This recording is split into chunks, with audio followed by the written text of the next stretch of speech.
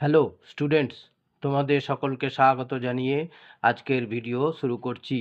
আজকের ভিডিওর বিষয় WB ক্লাস 6 ইংলিশ গ্রামার, তার অন্তর্গত ডু অ্যাজ ডাইরেক্টেড।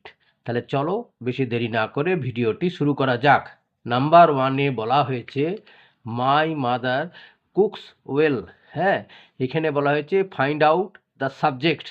এই সেন্টেন্সটিতে সাবজেক্ট কোনটি সেটা বার করতে বলা হয়েছে। তাহলে দেখো, মাই মাদার মানে আমার মা, কুকস মানে রান্না করেন, ওয়েল মানে ভালো, আমার মা ভালো রান্না করেন। এখানে সাবজেক্ট, এই কুকস কাজটা কে করছে? আমার মা। তাহলে এটাই হচ্ছে সাবজেক্ট। তাহলে উত্তর হলো মাই মাদার। আচ্ছা, নাম্বার 2-এ বলা হয়েছে কল অশোক হিয়ার। অশোককে এখানে ডাকো।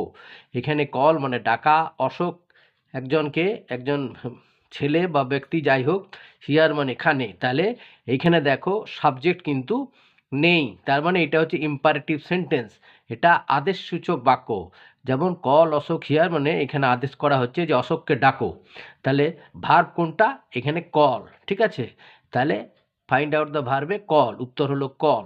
নাম্বার 3-তে বলা হয়েছে the thief broke into the room. আচ্ছা, এইখানে বলা হয়েছে ফাইন্ড আউট দ্য অবজেক্ট। হ্যাঁ, অবজেক্ট বার করতে বলেছে। এইখানে দ্য থিপ মানে চোরটি, ব্রোক ইনটু মানে জোর করে প্রবেশ করা বা ভেঙে প্রবেশ করা, দ্য রুম ঘরের ভিতর প্রবেশ করেছিল জোর করে, বা ফোর্সফুলি সে ঘরের ভিতর প্রবেশ করেছিল।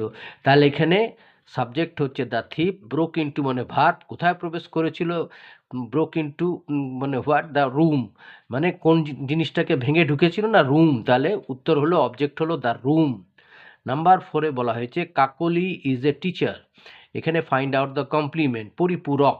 তাহলে এখানে কাকলি সাবজেক্ট, ইজ লিঙ্কিং ভার্ব, আর এই টিচারটা হচ্ছে কমপ্লিমেন্ট। কাকলি হন একজন শিক্ষিকা, তাহলে এই টিচার হচ্ছে কমপ্লিমেন্ট।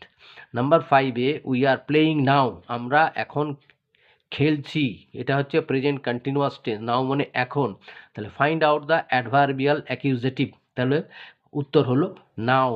আর নাম্বার 6-এ বলা হয়েছে Bholenath dragged the tiger home. Bholenath টেনে হিচড়ে বাঘটিকে ঘরে নিয়ে এলো। ড্র্যাগড মানে জোরপূর্বক বা হিচড়ে টেনে আনা।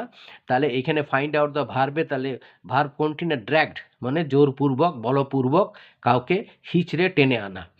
আর নাম্বার 7-এ বলা হয়েছে the jury found him guilty, মানে জুরি তাকে গিল্টি মানে দোষী পেল, দেখতে পেল বা সাব্যস্ত করলো।